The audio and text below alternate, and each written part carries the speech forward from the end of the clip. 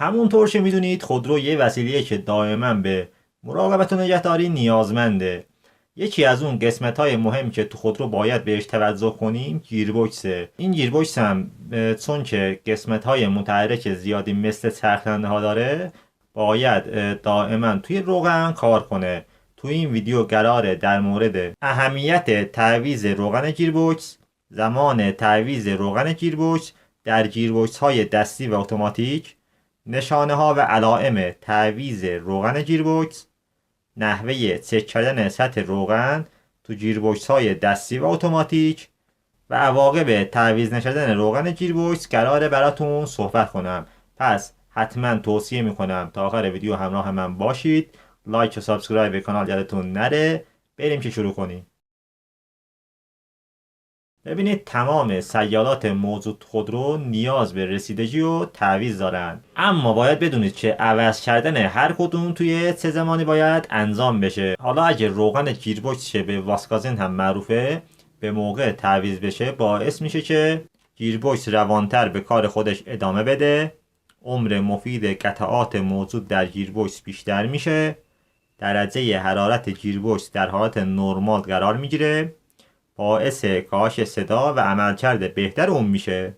بعضی از راننده ها برای ماشینشون سنگ تموم میذارن و روغنای با کیفیت و گرونی میخرن که این خیلی عالیه، اما مشکل وقتی شروع میشه که فکر میکنن دیگه نیازی نیست روغن گیربکس یا هر روغن دیگه رو تعویض کنن که چنین چیزی اصلا درست نیست. حتی اگه گرونترین و با کیفیت ترین روغن رو برای خودتون بخرید دوباره باید اونو تعویض کنید. این روغنا طوری هستند که در اثر کارکرد در مرور زمان و در اثر شرایط مختلف خاصیت روانکاری خودشون رو از دست میدن و تبدیل به مایعی میشن که دیگه نمیتونن اون کارایی رو از خودشون نشون بدن. از تعویض تو زمان مناسب باعث افزایش عمر خودروتون میشه. حالا این زمان تعویض روغن توی گیربکس های دستی اتوماتیک چیه؟ ببینید توصیه‌ای که کارشناسا در این مورد میکنن برای گیربکس های دستی زمان تعویض بین 50 تا 100,000 کیلومتره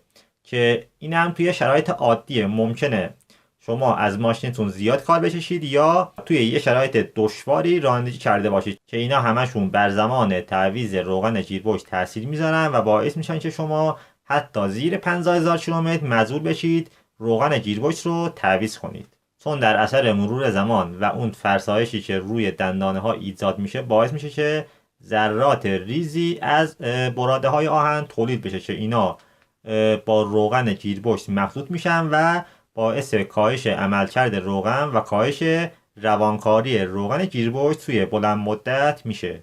توی گیربکس های اتوماتیک هم چون سیستم اینا یکم با گیربکس های دستی متفاوته و حرارت بیشتری رو تولید میکنن، توصیه که کارشناسا برای زمان تعویض روغن گیربکس های اتوماتیک میکنن بین 80 تا 150,000 کیلومتره. نشانه ها و علائم زمان تعویض روغن گیربکس. ببینید همیشه به نشانه ها و علائم دقت کنید. این علائم به ما وجود مشکل رو توی خودرومون هشدار میدن.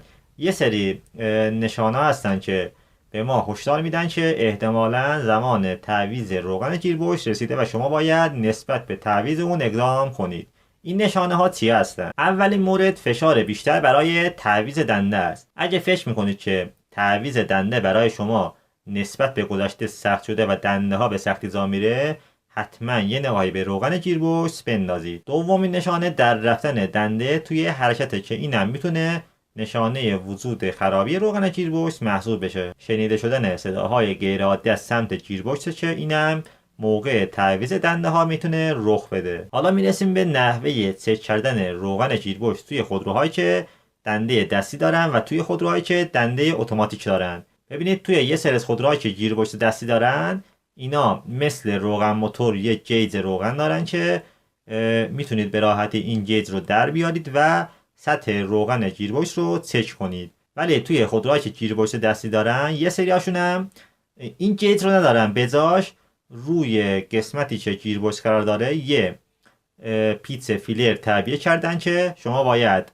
این پیچ رو باز کنید. البته این پیچ هم دو تا، یه چش برای تخلیه است، یه چش برای چک کردن سطح روغن گیربکس. و مشکلی که برای چک کردن روغن توی این گیربکس ها وجود داره اینه که شما باید حتما روی چاله سر باشید یا از جک برای خودروتون استفاده کنید که ارتفاع ماشینتون یکم بالا بره و بتونید اون پیت رو باز کنید. پیشنهاد میشه که زمان تعویض روغن موتور از مکانیک کمک بگیرید که برای شما سطح روغن گیربکس رو چک کنه، که اگه خودتون بخواید این کار انجام بدید احتمال داره با پیت تخلیه اشتباه بگیرید و به اشتباه اون پیت رو باز کنید. حالا اگه خودتون خواستید این پیت رو باز کنید، وقتی که شما پیت رو باز میکنید باید روغن زیر اون سطح پیت قرار بگیره، یا اینکه بعضی وقتا میشه که حتی این پیت رو که باز میکنید یکم از اون روغن گیربکس به بیرون نش پیدا میکنه، که این نشون میده سطح روغن در سطح نرماله.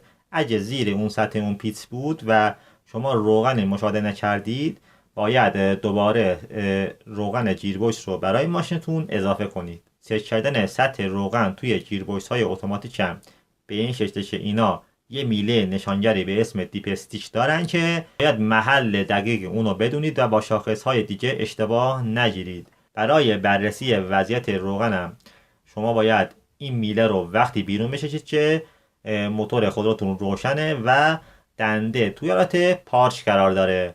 اگه خودتونم این کارو بلد نیستید حتما از یه مکانیک کمک بگیرید. حالا عواقب تعویض نکردن به موقع روغن گیربکس توی خودرومون چی میتونه باشه؟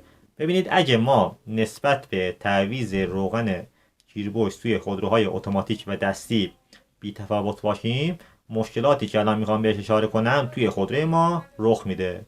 آسیب دیدن چرخدنده ها و یتاگان ها و فرسایش زود هنگام اونا، لرزش خودرو و بالا رفتن دور موتور، دشواری در عوض کردن دنده های دستی، تغییر شدید و دنده به دنده در خودروهای اتومات، ایجاد سر و صدا تو گیربکس، داغ شدن بیش از حد روغن گیربکس و ایجاد بوی سوختگی و مشکلات دیگه. همه این مواردی که بهش اشاره کردم در صورت تعویض نکردن به موقع روغن گیربکس توی خودروهای اتومات و دستی میتونه رخ بده. پس شما مثل تعویض روغن موتور، تعویض روغن گیربکس رو هم توی دستور کارتون قرار بدید و به صورت فواصل منظم اونو چک کنید. ممنون از این که تا انتهای ویدیو همراه من بودید. لایک و سابسکرایب به کانال یادتون نره.